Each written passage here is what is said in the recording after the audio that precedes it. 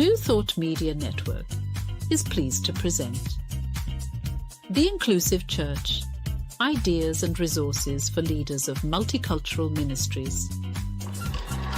The Inclusive Church with Tracy Brown. Tuesdays at 12 noon Mountain Time. Join Tracy and her guests as they go deep and share practical tips and resources you can use in your ministry. And now let's explore the Inclusive Church with Tracy Brown.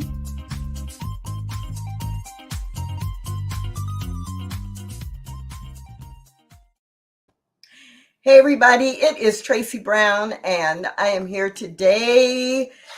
So excited about the opportunity to talk again about the inclusive church. What does that mean? And not so much why do we want that, but how do we make it happen? Or how do we either create or sustain the culture, the environment, a way of being together that includes all the different faces of God and all the ways that humanity shows up in our local communities and globally within the world. If by chance this is your first time tuning into the Inclusive Church, I want to give you two kind of heads up. One, some people question why I use the word church, because they will say to me, well, churches are dying, or, church, we're a new thought. We have a spiritual community, not a church. Or people don't like the word church. They don't want to go to church. So I am reclaiming the word church. And as I use it, I am not talking about a piece of property. I'm not talking about a building. I am talking about thinking about and encouraging you to really think from the place of the church is the people. The church is the congregation. Any place that you have people gathering together to learn, practice, apply, teach, learn, share spiritual principle and practice is the church.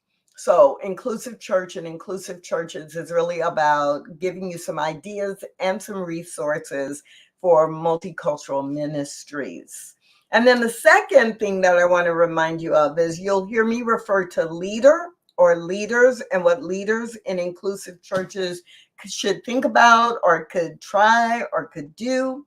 And someone said to me, well, Tracy, I watched your show last week, but it's like you're gearing it to the ministers.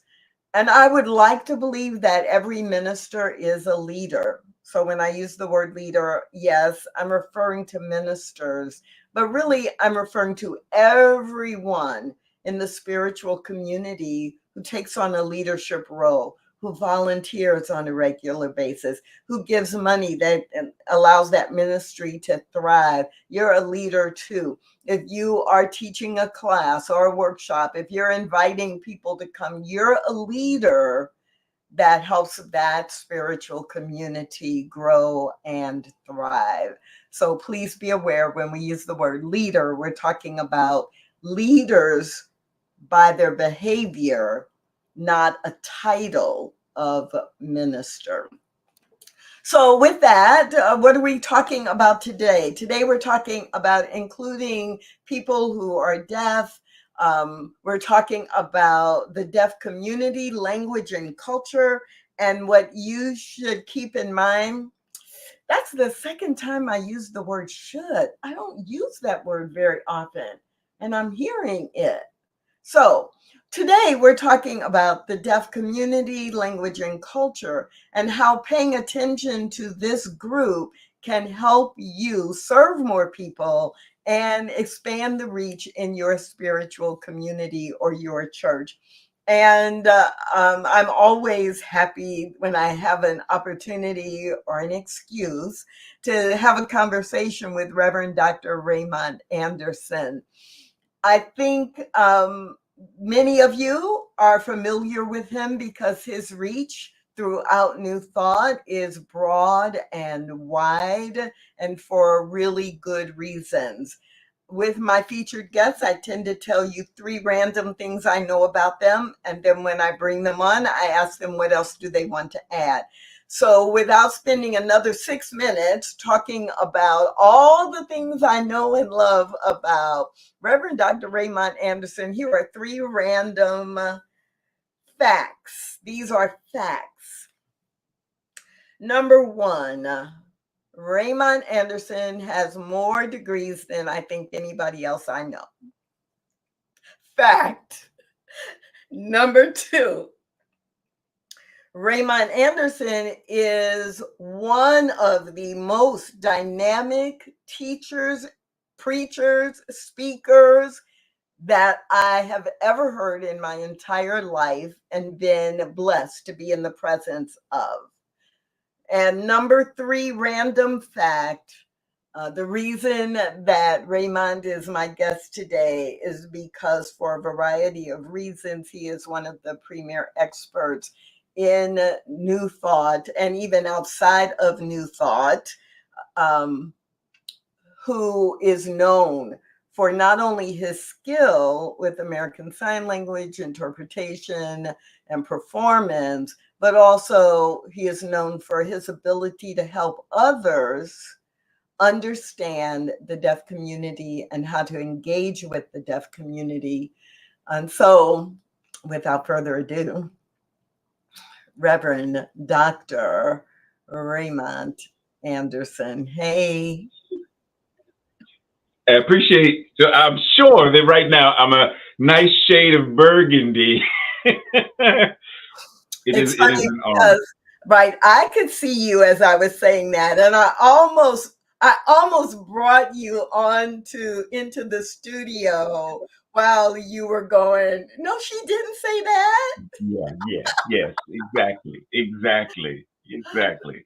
So, Raymond, what else do you want people to know about you? Let's see, what else? Just in general or specifically about our theme for today? Or both. Okay, so let's go with, so because of my involvement, so I learned sign language while living in Pittsburgh, Pennsylvania, and getting involved in the deaf community and deaf culture to such a degree that the deaf club in Pittsburgh, which only accepts deaf members, made me an honorary deaf person in order for me to have membership. Let's see, what else? I love comic books and all things Marvel and DC, and it ties into my metaphysical understanding of stuff. And long time ago as a child, I was locked in a coffin once. Random. What? Yeah, that's a whole different story. Whole different story, yes. So now I can hardly wait for today's show to be over so I can close the show and be like, coffin? What happened? Right. I want to know all the details. Right? So thank you for saying yes. I am serious, right? You're the go-to person when we talk about involving, engaging, respecting, and truly integrating people who are deaf or hard of hearing into our spiritual communities, into our way of being or worshiping or learning. And so I think, I don't know, you may have heard me talk about this before. When I have been visiting CSL Dallas off and on for a long time, and I'd been participating in a couple of Unity churches as well. And one of the things that brought me into a commitment to make CSL Dallas my primary community after literally 20 years of going back and forth was that I started visiting more regularly. And one of the things was we had at that time a woman who was a sign language interpreter on the platform. And we had the sanctuary set up where there was a section like right in front of her. So anyone who needed and who used sign language as a communication form had that. And I was like, this is so fabulous Yeah. as a community. And it wasn't, I couldn't tell by looking at people whether they were hearing or not able to hear or not able to hear well. I couldn't tell by looking at anyone. But it's interesting. I would listen and I would watch her because there was something about the kinesthetic movement that added to the words I was hearing. And instead of watching whoever was speaking, I would often watch Willie. And so that was a big selling point for me. It was like, I don't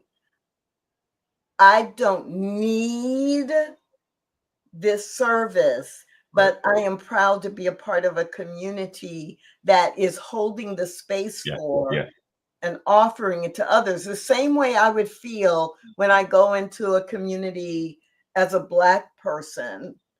And if everybody is white and everybody on the platform is white, I'm not sure that this place is a place that's used to enough difference to accept me. And so it's like when you see anything that's different and it's integrated, it's not a special event. Right.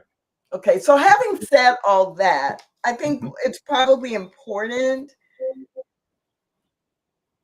for you to just riff a little bit on what are we talking about when we say deaf or deaf and hearing and people who have difficulty hearing. Like, give us some language and some definitions so that for the rest of the time we're on the same page. Cool. Gotcha. Thank you. And thank you for sharing that story referencing what really made CSL Dallas home for you, because it's important for anyone who is not in the, whatever the group is, there's this homogenized group, hearing, which as hearing people, we don't often think of, well, what does that entail? Because we take it for granted.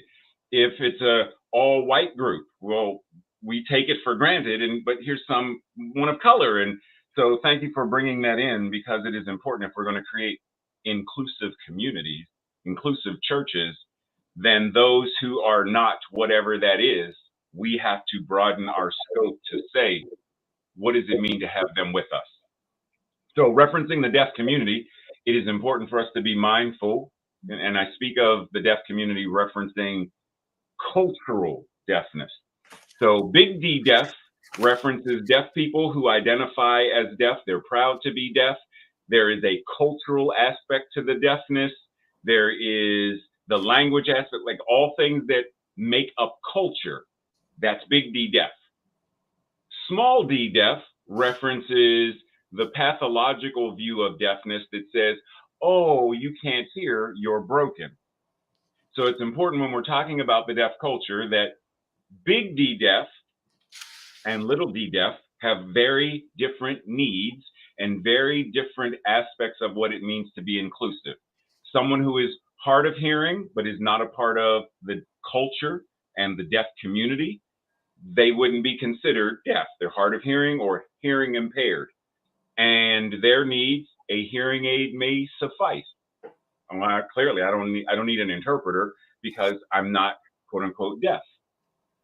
Big D Deaf people run a gamut of, and in terms of their needs, referencing access, it's important for us to be mindful and know that it's not just one thing or another. Because oftentimes we think, oh, well, we'll just provide this and that's enough. And it's not, which more than likely we're going to talk more about that in a moment. It's also important to be mindful and realize, in terms of being inclusive, that if you really want whoever the people are, if you really want them, then learning what the culture of that group is important. And not just performative awareness of the culture, but truly understanding. Just as a quick note, for example, often in deaf culture, the deaf community, a goodbye, even when someone says, oh man, time ran out, I have to go now, they don't actually leave until maybe 30, 45 minutes because the goodbye, oh, gotta go. Okay, I'll talk to you later. Okay. Oh, well, remember, and the conversation continues for another 45 minutes or so. So as a hearing person, if I have to go, like now, I got a meeting with Dr. Tracy Brown, like now, but I'm chatting with a deaf person. For me to just leave is considered culturally rude. So that means if I know I have to leave, I got to meet at 2, then I need to start saying goodbye at about 1:15, so that when 2 rolls around, I can actually leave. So that kind of thing, being aware of the cultural aspect is vital. I'm smiling because I'm just repeating what you said, but I'm smiling because so often we're so wrapped up in our own experience that we don't even think, and we don't think of our own experience as being culturally driven. We just think of it as that's what's normal. And so when we engage with people who are different from us, we forget that we may have to make some adjustments to their cultural norms, just like they are making some adjustments to our cultural norms. And that's true whether it's race, sexual orientation, gender identity, people with different disabilities. And I'm guessing that many people are surprised if they're hearing there is deaf culture. Yeah. So have you had that when you've talked about that before, been educating people before, that people are like, what do you mean deaf culture? It's a disability. There's no culture. Yes. Yes.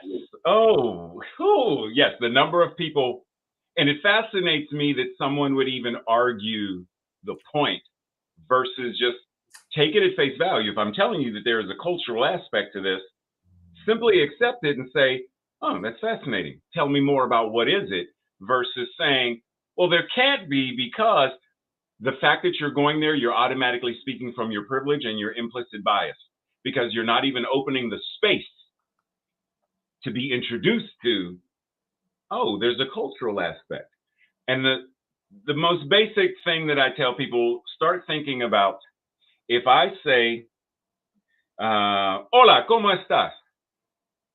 Do you simply see an individual, or do you begin to see the culture and the community that uses that language? If I say, konnichiwa, o genki desu ka? Do you see simply, or do you see the culture of the Japanese people? Because there's a language that connects the people in the community, and that language and that community form culture. Well, American Sign Language is the language of the capital D deaf community.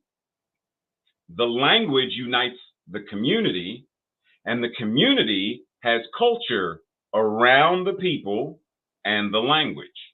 So it's not that difficult to really expand into that. And yes, there are the pockets of, there is the intersectional aspect where, okay, here's a Black transgender woman who's lesbian and deaf.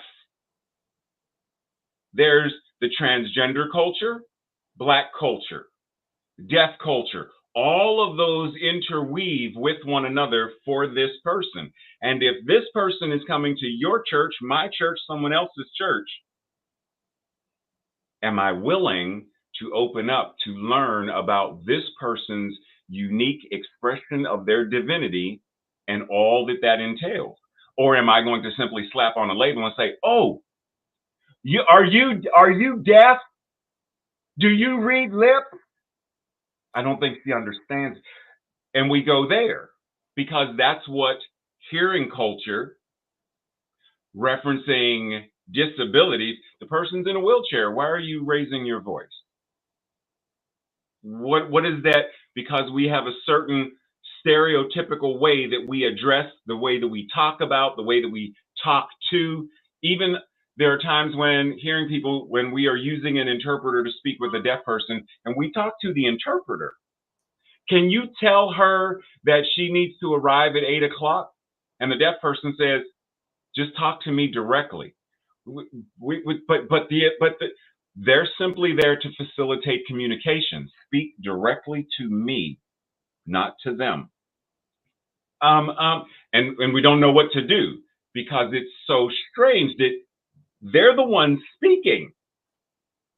So I should be talking to, no, look at me, talk to me, and simply listen to them. Oh, okay. All of that is part of what it means for us to open up and learn. Yeah, I remember the first time I was working with someone who was supported. I was doing a workshop. So I mean, I had like 30 people in a workshop, and one of the participants, one of the attendees was being supported by an interpreter. And I had at that time, oh, I don't know, I'd probably been doing inclusion focused workshops for at least 10 years. It was at least 10 years.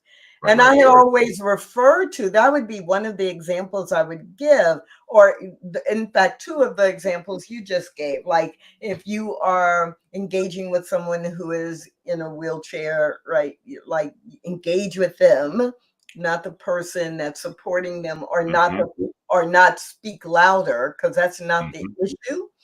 But I had someone in my workshop who was being supported by an interpreter, and I thought, I've told people what to do, but this is my first time actually having to do it. Can I remember? And I remember how hard it was for me, even though I knew what to do, but it was challenging for me to look at the attendee while this other person, and luckily it was an all-day workshop, so it took, the first hour and a half or so, but before lunch I was comfortable. And it also helped that the interpreter, it was clear the interpreter, had to be in a position where the attendee could actually communicate. So, but it just felt uncomfortable that first time. And I realized that even though we know something, until we practice it, it does not get integrated into our default way of being. And that right there is my biggest, and I'm going to use the word for linguistic convenience. That is my biggest complaint when people in leadership argue against having interpreters and access, because they'll say, we don't have any deaf people, so there's no need to provide an interpreter. You have the interpreter and the services before, because I guarantee you, I have been doing this for a long time. Deaf people will show up out of curiosity or whatnot. They'll walk in, not see an interpreter. They might, just to be polite, stay, right? And then they leave. And generally, they will not come back. So if you want it, build it before you need it. So that's a big mistake that leaders make, right? I'll wait until somebody writes me a note and says, you need to make an accommodation for me and do something special, versus building it in. So let's say I am a leader in a community. And again, leader is not just the minister. I could be on the board, or I could be somebody who teaches classes. And I decide, or I believe it's really important for us to attract, serve, engage people who are deaf. One big mistake is waiting. Are there a couple of other big mistakes or pet peeves or that you've seen people make in their communities? How long is this show? Okay, so another major thing would be not educating yourself about what it means, not just the culture of deafness as we spoke about before, but what is effective use of an interpreter? So, for example, you have an interpreter who's doing the message, the sermon. Are they also doing announcements? Because some places it's just do the message. Well, I'm sitting here, I'm the deaf person, and I don't have access to the announcements. The musician and the choir are singing. I don't have access to. Okay, so if you're going to, then the entirety from the moment they hit the door and are met with someone from hospitality, the hospitality person, good morning, how are you? Good to see you today. Like from the door all the way through to the end and after. So if there's mingling after service is done, is the interpreter available to continue interpreting the fellowship? It has to be all of that. So not understanding or educating yourself about effective use of interpreters and language access. Also a mistake, assuming that captioning is enough. That yes, there are many deaf people, we caption fine, but you have to understand that for many deaf people, English is their second or some third language. So even reading captions in English is not the same as getting your language in your native tongue. It's completely different. I can read, but there's no inflection, there's no tone, there's no how do I read sarcasm if I'm just reading captions? If I'm signing, then I can see the sarcasm. Like it's different. So assuming the captions is providing effective access, not educating yourself about effective use of and proper use of the interpreter, the culture and the community. What else? That's enough. Because there's a lot. I know, and I'm very mindful of getting you started because I know we could be talking for the next, I was going to say 3 hours, but 3 days, right. Telling stories and giving examples. So I believe that I actually truly in my heart believe that people in our spiritual communities are well-intentioned. Mm-hmm. And so no matter how well-intentioned we are, and I include myself in this as well, mm-hmm. we will make mistakes when we are engaging with people from a different cultural background. Mm-hmm. And so I love the fact that you talk about deaf culture. So we could continue to list examples of mistakes. Right. But what I'm curious about is any advice you might have or tips you might have. Okay, so I made a mistake. I made an assumption. I made an error. I've had someone providing interpretation for the last year of the talk, but not what you just said, like the music and the announcements. Oh my.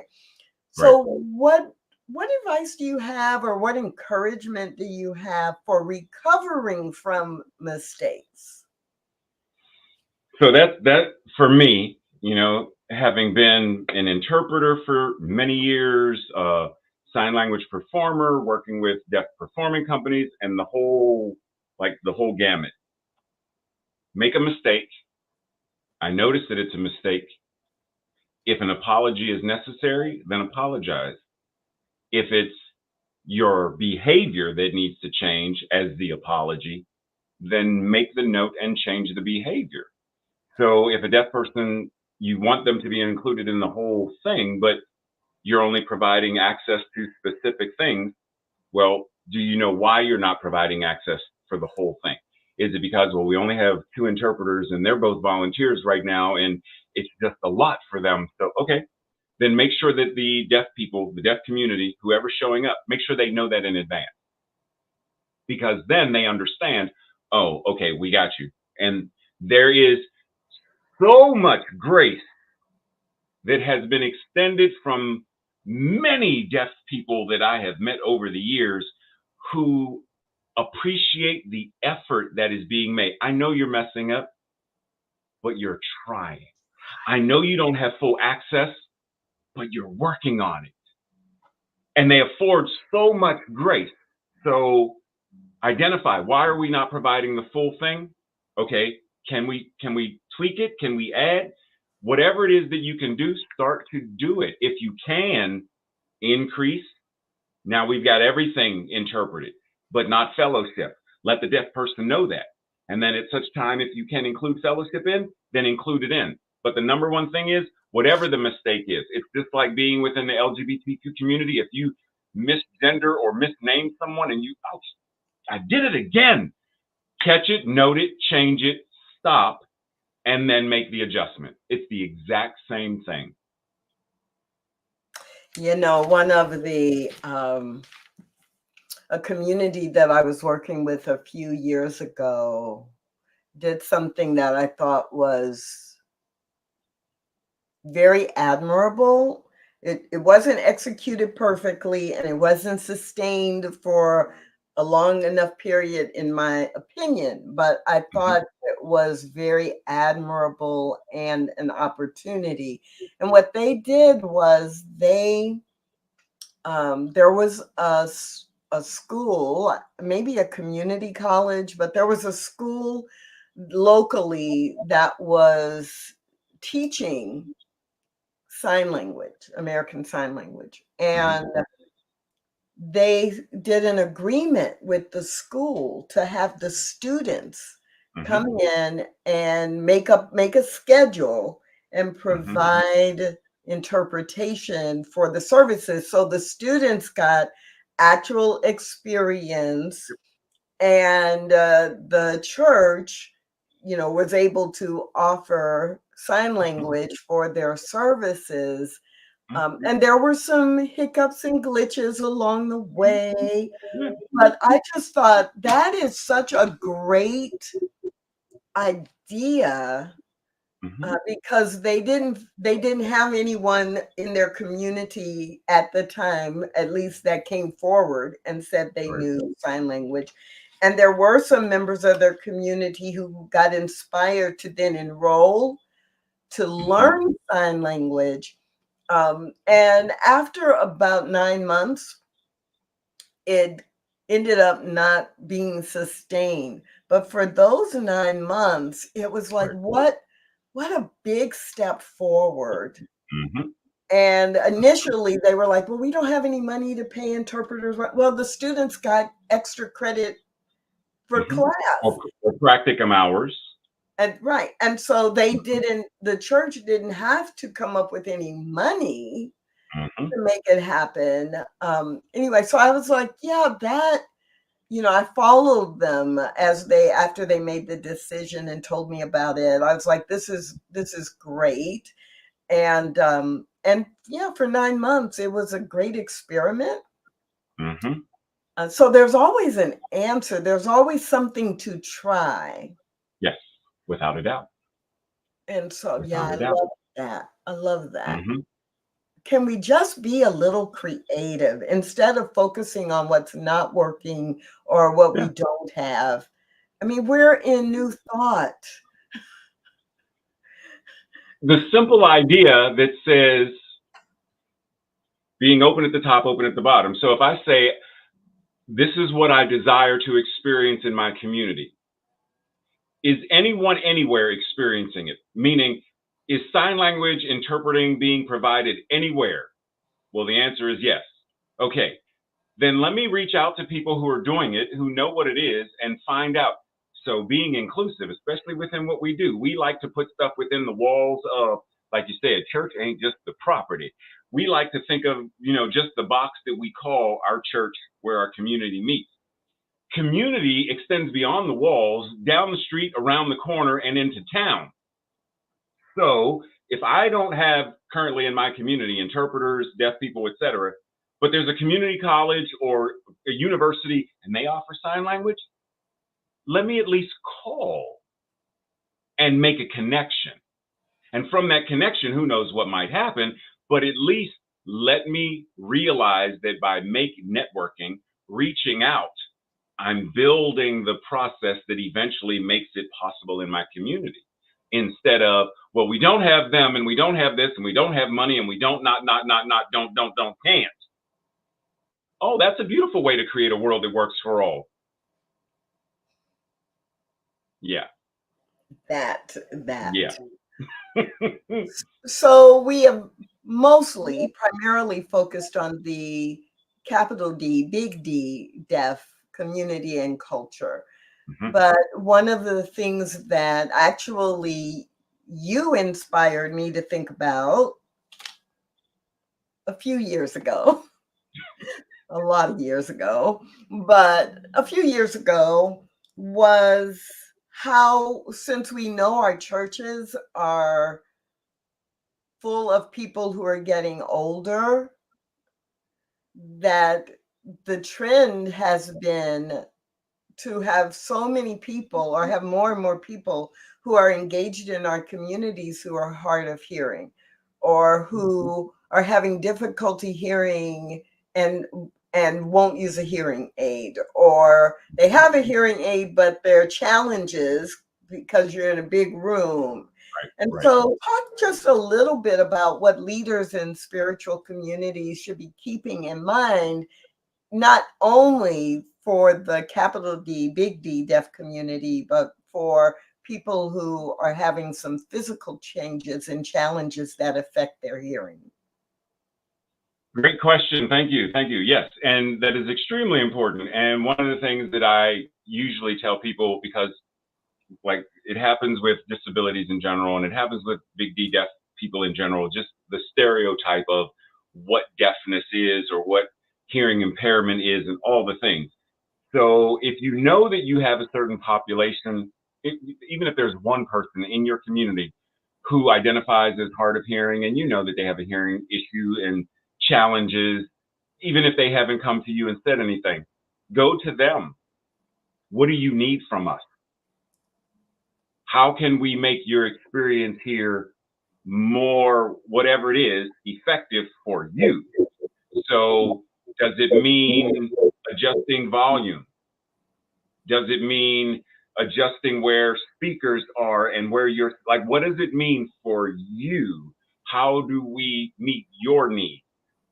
Is it we get an LCD thing so that there are open captioning, you know, like the Kennedy Center in DC has for certain shows. There's open captioning that happens.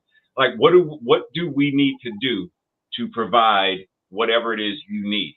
If we're not willing to have those conversations, once again, because we often stereotype, and certain disabilities are invisible disabilities, where I don't see the hearing aid, I don't see, neurodivergence, I don't see it, so it must not be there. And of course, it's all God and it's all good by divine order, so we don't even need to address it. We just need to pray about it. So my number one thing is straight from the idea of whether I know that they're there or not, how do I provide auditory access to everyone who is mildly hard of hearing, all the way to profoundly deaf, all the way to profoundly or not so profoundly deaf, but using American Sign Language, the whole spectrum. The moment I sit down as leader with leaders to discuss that, could we get a grant? There's organizations like the Heffernan grant, can we get a grant for assisted listening devices? Can we get a grant for other technologies that provide? It's thinking outside of the box by making your community members matter to you. If they really matter, then you're going to converse with them to find out what they need to improve their experience. And then as leadership, you will find a way to provide it. I love the reminder to take initiative.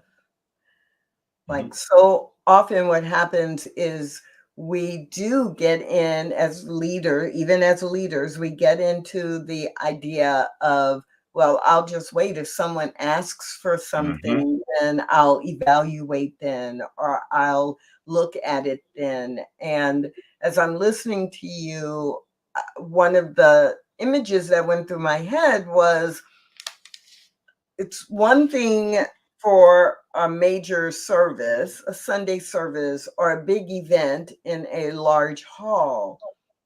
But I just remembered how many times I've been in small group meetings, or I'm in a class with, 12 or 15 people, and there, is someone who is having to remind people to speak up because they have difficulty hearing. And how do we adjust our norm so that, right, so that people don't have to do that? Because that happens way more often than I would like for it to happen. And I now do try to assess pretty quickly, or do some kind of checks with people without saying, can everybody hear me? Because if the person who can't hear me, they're not going to hear me say, can everybody hear me? Exactly. Right. Right. Or they may hear me say it and know they have some difficulty, but they don't want the spotlight on them in that small group setting of a class or a meeting. So yeah, I was just thinking about, oh yeah, what are some of the things that I do, to make sure I know, or create an environment where someone can let me know. Right. But it does start with that. Am I taking initiative? Do I own my responsibility as a leader? To be aware and to create a solution even before I know there is a quote unquote problem. Exactly. Which, it brings me to the idea of just let's suppose for the sake of conversation that there's a deaf person who wants to be a practitioner within CSL, Centers for Spiritual Living. There is nothing in the infrastructure that would make that possible for them. And people say, well, they can read the textbook. Remember what I said about English? First of all, Dr. Holmes is using Shakespearean English for the majority of, the textbook. A deaf person is not going to, there's an organization called Deaf Missions, and what they realized is deaf people don't read the Bible, but we want them to be able to read the Bible. So they started providing verse by verse, chapter by chapter of the entire Judeo-Christian Bible, deaf people signing the verses, so that if a deaf person wants to read John 3:16, they click the link, John 3:16 pops up in American Sign Language.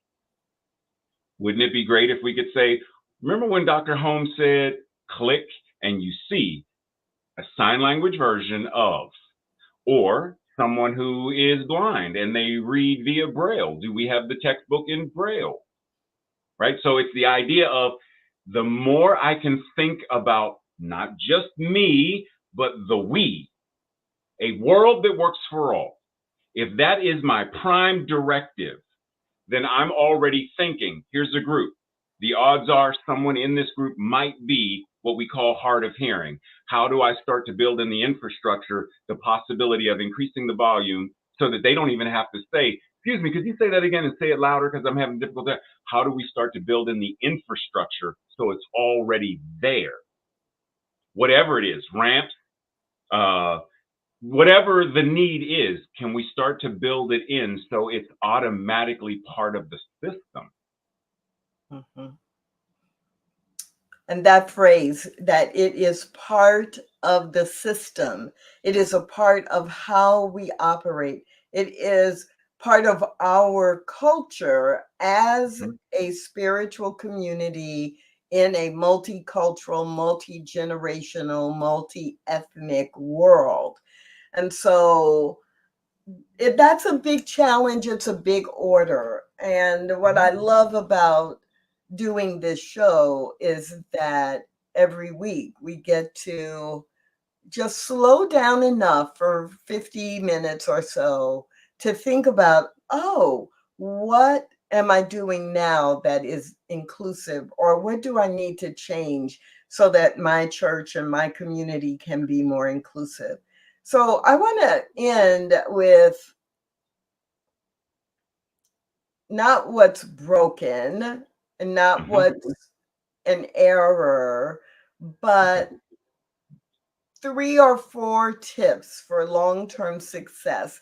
So if I want to say I'm going to begin to really recognize, engage, and include people who are deaf or hard of hearing in a meaningful way, what are 3 or 4 tips that you have for me? One, start with some form of education. Like the more we know, the better we can be and then do. So, like you mentioned before, reaching out to if there's a community college or university or whatnot that offers American Sign Language, is it possible for me to reach out to them just to say, can I have a couple of questions about, what deafness is and what this means? And I've heard about this thing called a cochlear implant or something. Like just, so number one, education. We can't change any implicit biases that we don't recognize are there. So starting to educate ourselves, do I assume that deaf people can read lips? Well, let me get educated. So, oh, wow, the vast majority of deaf people don't read lips. I would have thought that the stats were different. So educate yourself about American Sign Language or the deaf community or just deafness in general, anything there. Number two, what would it look like? Just as a possibility, start to sit down and say, well, if we were going to start providing language inclusion and language access at our specific center and church, what would that mean? What would that look like? Where might the interpreter stand? What might the section specifically reserved for members of the deaf community? Where would that be? And just starting to think about it and vision about it starts to change the energy around it. And then understand that in terms of, how do I want to say it? In terms of, okay, so a lot of people assume that a deaf ministry, quote unquote, means you have interpreters, and it doesn't. Deaf ministry means that there are deaf people who have full inclusion in everything completely. That means they can run for the board or they sit on the board. They are in charge of making sure the interpreters have material, whatever it is. There are deaf people at the table. Having a sign language ministry, an interpreting ministry, a deaf ministry are all vastly different things. So once again, being mindful to say full inclusion means what? What does that look like? What could it look like? And start to have the conversations as leadership with one another to say, is this a service that we would want to provide? And be honest. If money were not an issue, is this a service that we would want to provide in order to have full inclusion, full language access for everything, all the classes, all the workshops, Sunday service, Wednesday night study group, and everything else? What would that look like? Even this, if we were to say, what would it look like? What might it look like to have this or anything on New Thought Media Network to have access to that degree? Well, now it means, well, there's going to be 3 faces on screen. And well, what does that look like? Even beginning to have the conversation, because so many of us don't even know to have the conversation.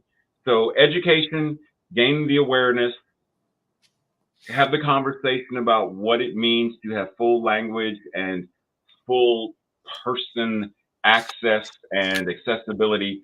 And then what would that mean to have interpreters, etc. Start with the conversations. Wow, thank you. And I'm sitting here with 4 questions I really want to ask, but then I looked at the clock and it's like, oh, it's time for the show to end. So don't be surprised if in a few months I'm like, hey, Raymond, can we come on and talk about having people who are deaf in leadership in your church and how you make that work? Hey, Raymond, could you come back on the show and let's talk about the distinction between language inclusion and, like, don't be surprised. And I'm not the only one who is thinking. So we have a comment from Anita thanking you for giving her something to ponder, right? Because we are trained. It's easy to just be on automatic from what we know. So no, I'm not going to go there. I'm going to close the show. So thank you, Reverend Dr. Raymont Anderson, for being with us today. And everybody, I really want to encourage you to join me every Tuesday at noon Mountain Time, right here on the New Thought Media Network, talking about what it means and what it takes to be an inclusive church. Thanks for watching The Inclusive Church with Tracy Brown. Join us again next week at 12 noon Mountain Time.